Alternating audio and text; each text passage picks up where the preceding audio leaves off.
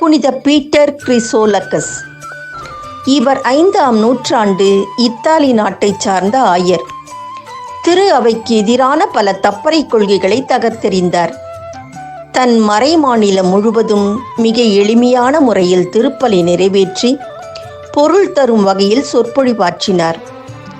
ராவென்னா மற்றும் மிலான் மறை மாநிலங்களில் நிலவிய பிரச்சனைகளை தீர்த்து வைத்தார்.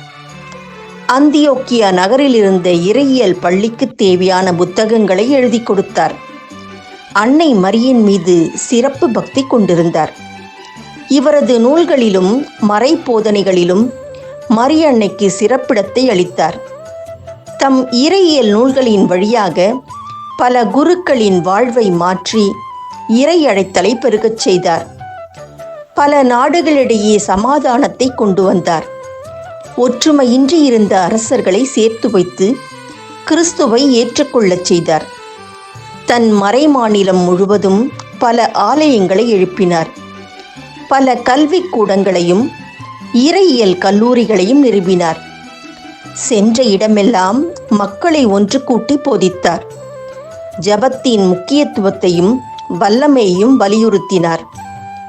மறைபோதனை ஆற்றிக்கொண்டிருந்தபடியே அமைதியில் இறையடி சேர்ந்தார்.